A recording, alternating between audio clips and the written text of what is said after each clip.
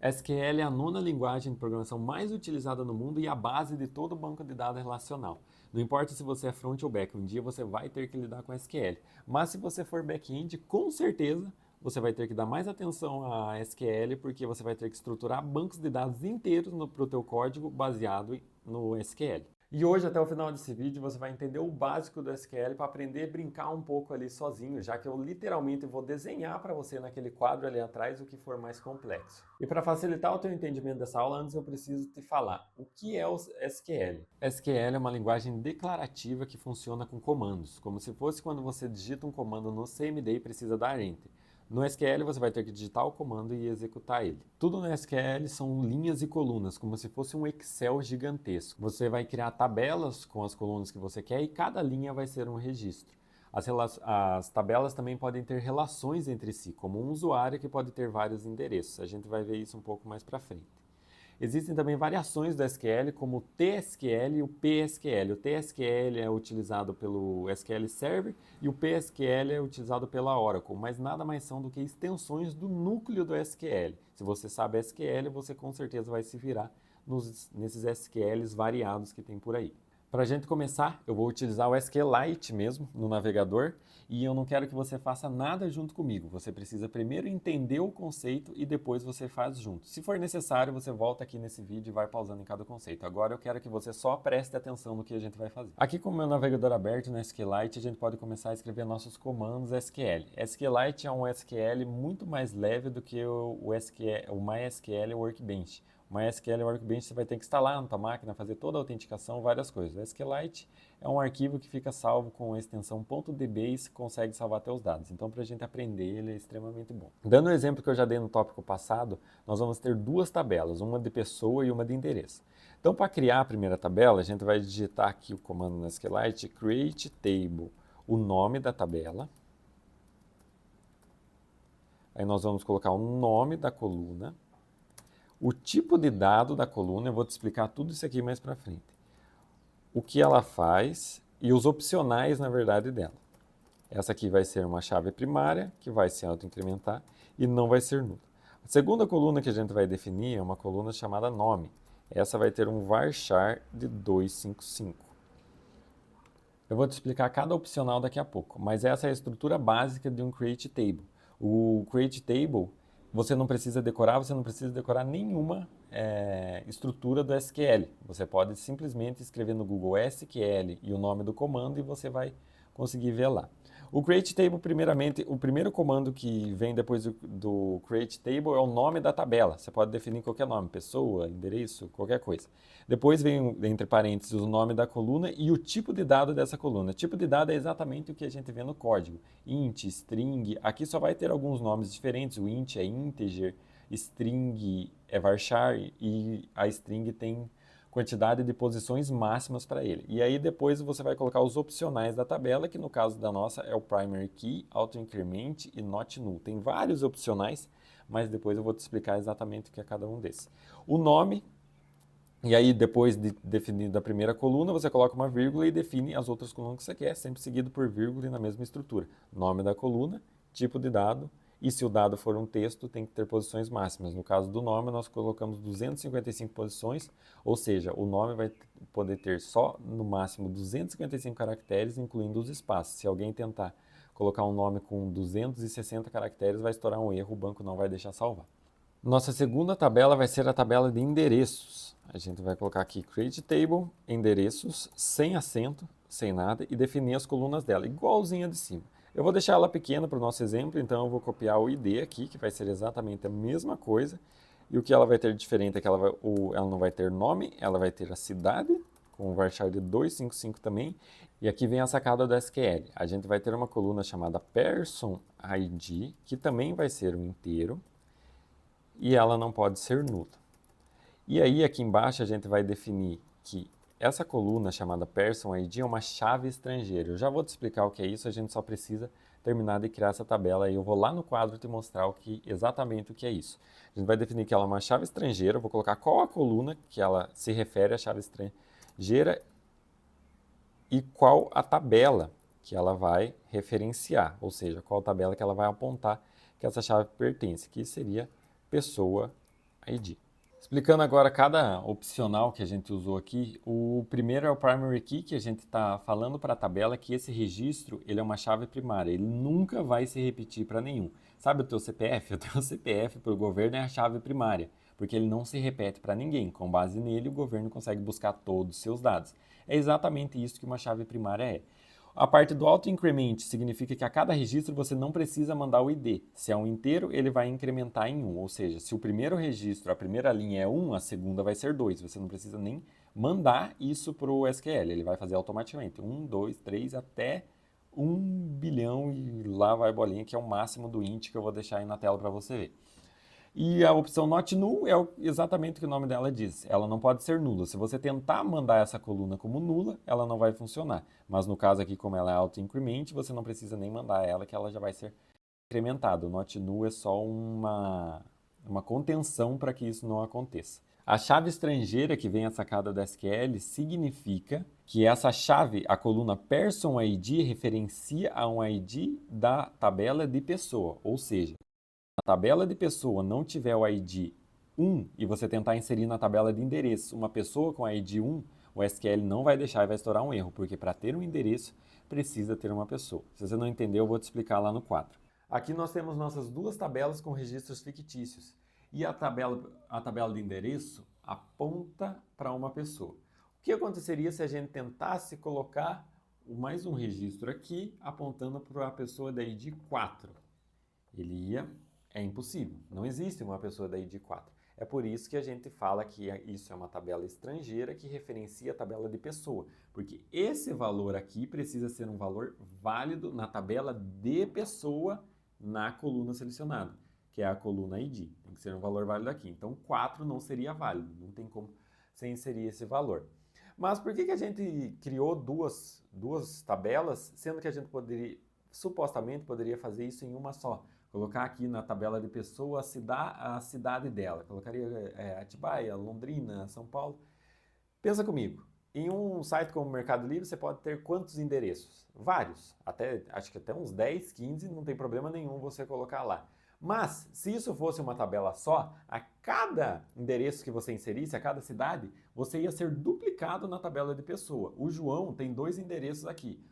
Teria o ID 1 João, ID 2 João, um apontando para Atibaia e um para Londrina.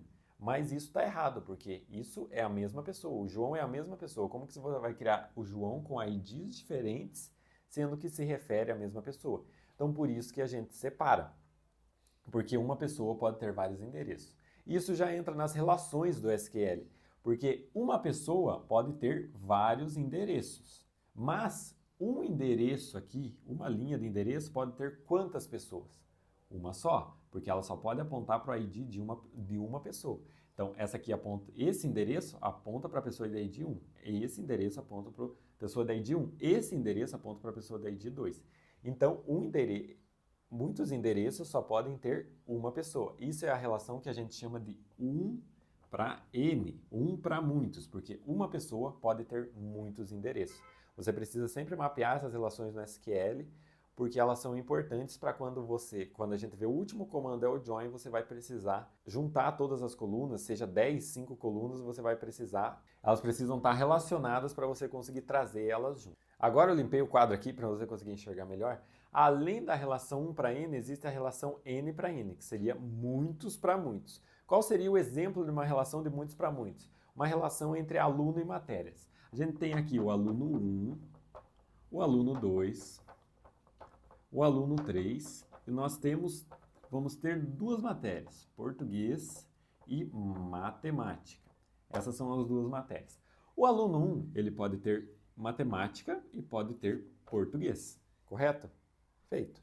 O aluno 2 pode ter matemática e português também. E o aluno 3 pode ter matemática e português. O que acontece nisso aqui? Se você parar para analisar do lado da matéria, uma matéria também pode ter muitos alunos. Estou apagando aqui para vocês verem. A matéria de matemática pode ter o aluno 3, pode ter o aluno 2, pode ter o aluno 1. Isso seria uma relação de muitos para muitos, porque muitos podem ter muitos. Uma matéria de matemática pode ter 30 alunos. E os 30 alunos dessa turma podem ter tanto a matéria de matemática quanto a matéria de português. Isso é uma relação de muitos para muitos. Um exemplo de relação de 1 para 1 seria uma pessoa e uma carteira de motorista. Aqui está a pessoa, o bonequinho, com uma carteira de motorista. Essa pessoa só pode ter uma carteira de motorista e uma carteira de motorista só pode pertencer a uma pessoa. Isso é uma relação de 1 para 1. Não existe como uma pessoa ter duas carteiras de motorista e não tem como uma carteira de motorista pertencer às duas pessoas. É uma relação impossível.